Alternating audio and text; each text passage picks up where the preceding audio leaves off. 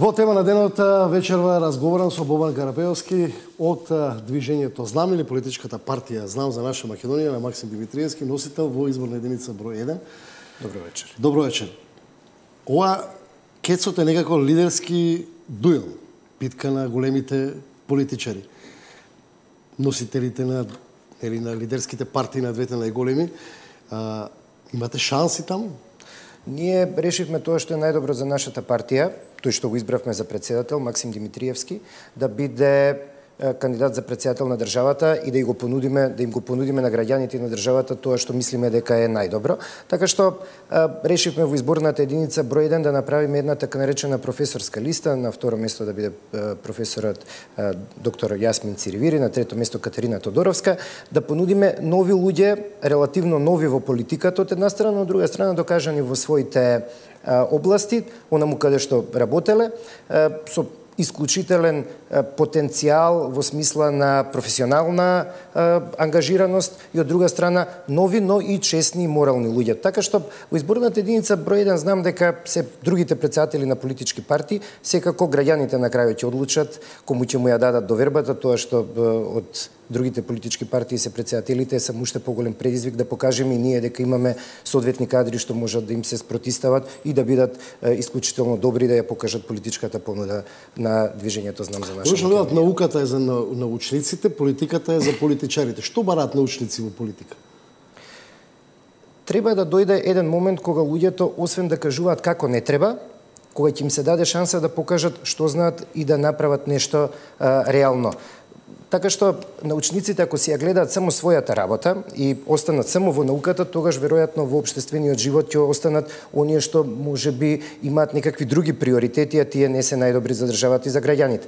Мора во еден момент сите да се одлучиме. Човекот е просто нели зовам политико, не политичко суштество. Не можете, ако сте во некаква интеракција со други луѓе, просто да останете надвор од политиката. Сите не засега политиката, така, и научниците ги засега политиката, и научниците кога ќе одат во продавница гледаат дали цените се покачени, ги очекуваат сметките за струја, и тие што се занимаваат со наука имаат проблем да извадат пасош или лична карта, и тие што се занимаваат со наука се соочуваат со проблемите на системот, така што и тие веројатно во еден момент треба да се решат, да се одважат и да влезат во некаква политичка условно битка, да покажат дека може и поинаку. Знаете зашто ме прашувам повеќе во политиката е професија во која се бара правење компромиси. Науката не е професија во која се бара правење компромиси. Колку еден научник е подготвен и спремен за правење компромиси со сопствените ставови, позиции, ако треба да решава крупни политички прашања? За некои прашања воопшто не може да се прават компромиси, не само во науката. Например, не знам, за македонските национални интереси, тоа е еден од нашите сериозни постулати и начала, нема да се прават никогаш и не може да се прават никакви компромиси. Така што се разбира дека политиката некаде може би значи, мислам дека погрешно всушност се поставува работата кога е политиката во прашање. Нашите политичари 20-30 години наназад ни покажаа дека политиката е нешто ќе кажете денес, маш рекол, маш одрекол, така. Утре може да кажете нешто друго и тоа да го представите како ете компромис. Таква е политиката. Не, за нас зборот е збор, и во движењето Знам за наша Македонија, и тоа е мој личен став, и за некои прашања не може да се прават компромиси. Просто не може да направиме компромис дали надворе сега ден или ноќ, така. Некои работи се такви какви што се. Македонскиот јазик, македонскиот народ, македонските национални интереси, македонската историја не е нешто со кое може да се тргува или да се прават компромиси. Мислам дека тука ќе се согласиме. Но, например, веројатно е потребен компромис околу решавање на прашањето со Бугарија и отварањето на уставот. Председателот на партијата и кандидат за председател на Македонија од движењето Знам за наша Македонија Максим Димитриевски прв ја кажа идејата кој е компромисот што евентуално може да се направи. Вака како што е сега, вака како што сега се поставени работите и ваквите барања, не може да се менува уставот за да влезат некои етнички заедници, вклучително бугарите кои во овој момент велат дека не постои македонски народ и македонски јазик. Но ние може да направиме компромис така што ќе бидеме за промена на уставот и внесување на бугарите во уставот, во оној момент тоа да стапи на сила во оној момент кога Македонија ќе влезе во Европската унија. Всушност тоа е и еден од приоритетите, од 5 приоритети што нашиот претседателски кандидат Димитриевски вчера ги најави од Крушево, од пред Македониумот, каде што рече дека во првите 200 дена откако ќе стане претседател на Македонија, таков уставен амандман ќе поднесе да влезат црногорското, хрватското и така натаму и бугарското малцинство во уставот, но денот на примената да биде од оној ден кога ќе влеземе во Европската унија. Што го менува тоа во контекстот на суштината на односот на Бугарија кон македонскиот јазик и кон негирањето на македонскиот идентитет? Не менува ништо. Тоа менува една битна работа. Например? Менува дека ние досега подпишуваме асинхрони договори со кои ни се ветуваат многу работи и потоа не се исполнуваат. Ние не можеме да бидеме сигурни, ако сега направиме уставни измени во име на нашата европерспектива, дека утре задутре нема се отворање некое друго поглавје, Бугарија наеднаш да добие идеја и дополнителни услови да постави. Имено тоа го прашувам. Бугарија може да добие идеја и за други услови, без разлика дали ќе стапи на сила уставните измени денеска или после 5, 7, 8 години кога ќе бидеме членка на Европска унија. Да, но ако ги стави условите во меѓувреме, ние може исто така и да не стапи на сила оваа измена, така? На патот до Европската унија. Така што ние мора да се обезбедиме. А тоа е некако позиција во која ние би поставили услов на Бугарија? Не, тоа е позиција во која и македонската страна, и македонските граѓани во еден момент ќе видат дека од другата страна треба да добијат некаква концесија. Не може само ние да имаме политика, надворешна политика во која само ние ќе виткаме кичмата и ќе правиме некакви компромиси. Ако е тоа двострана улица, ако ние одиме кон Европската унија и се залагаме за заеднички вредности, тоа значи дека и бугарската страна треба некои заеднички вредности за кои зборуваме да ги на сцена практично кај нив да ги реализира, како што се, например, не знам, пресудите на Меѓународниот суд за човековите права во Страсбург, со кои практично ќе се признае постоењето на македонско малцинство. Тоа многу полесно Македонија може да го прави од позиција на членка на Европската унија. Да бара исполнување на пресудите на Судот за човекови права, отколку од позиција надвор од Европската унија, но тоа е друго прашање. Но зборуваме за вредности. Ако зборуваме за вредности, се извинувам, ако зборуваме за вредности, тогаш нешто што е темелна вредност, а тоа е се човековите права и Европскиот суд, тогаш една земја членка на Европската унија ние би очекувале дека нема такво нешто да се обидува да не го реализира. И ние не стоиме некако добро на спроведувањето на одлуките на Европскиот суд за човекови права, но тоа е и тоа е една од работите што и ние треба да ја промениме во Македонија. Во интерес на времето, какви се вашите анализи за парламентарните избори, на колку пратеници таргетирате? Не правиме аукции со бројки, не си играме со бројки, граѓаните ќе одлучат. Не, анкетиве што ви покажуваат?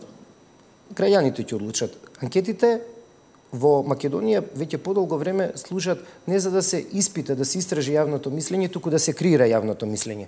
Зависно од тоа кој ја нарачал анкетата, кај која агенција ја нарачал анкетата, можете да добиете дури некогаш испротиставени бројки. Така што ние не се подпираме на анкети.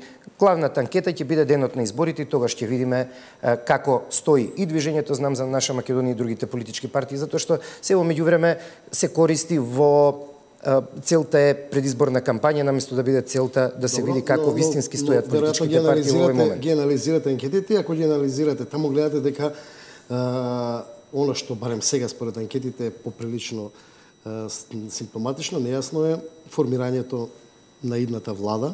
Една работа што сигурно се гледа во анкетите е дека ние сме најбрзо растечката партија. Постоиме без малку 3 месеци и се повеќе растеме. Но во тој контекст сакам да ве прашам, например, ако според анкетите на ВМРО ДПМН му недостасуваат 7, 8, колку пратеници или 9 или 6 за формирање на влада и условно кажано вие сте таа пратеничката група, со тие пратеници ќе ја поддржите владата на ВМРО ДПМН? Органите и телата на партијата ќе одлучуваат по изборите, зависно од бројките. Ние не исклучуваме можноста да останеме во опозиција, или, ако органите и телата на партијата одлучат тоа да биде поинаку, но ќе имаме еден единствен услов. Добро. Условот за да влеземе или да коалицираме со која било политичка партија и да влеземе во која и да е власт е тие да прифатат некои наши позиции црвени линии во однос на македонските национални интереси од кои не можеме да отстапиме. Нема компромиси со македонскиот јазик, македонската историја, со македонската култура, со тоа не можеме во ниту еден момент да правиме компромиси. Тие што ќе прифатат дека тоа се нашите црвени линии. Пошто на таа една влада на опозицијата која формира, веројатно ќе треба и албански партнер, таргетот сега е опозицијата на партиите на албанците, таму Таравари века рок од 6 месеци за уставни измени околу формирање влада се согласувате со таква позиција, доколку вие би требало да бидете третиот партнер на таа влада? Ние нема да влеземе во никакви уцени од таков тип. Ние ќе го подготвиме нашиот документ со нашите темелни вредности, бидејќи движењето Знам за наша Македонија се темели на вредности. Не се темели на тоа дали ќе бидеме или нема да бидеме во власт, дали ќе трае тоа 6 месеци или една година. Ние ќе ги подготвиме нашите темелни вредности. Оние што се подготвени да ги прифатат, тие можат да бидат наш партнер потоа во владата. За коалиција со СДСМ се размислува во партијата? За коалиција со која и да е политичка партија може само под услов ако ги прифатат нашите темелни вредности и според анализата на органите и телата на партијата по изборите. Во овој момент би било навистина неблагодарно да се лицитира со каква и да е коалиција, со што било со која и да е политичка партија, ние стоиме цврсто на нашите вредности. Тие што ќе ги прифатат нашите вредности можат да бидат наши партнери.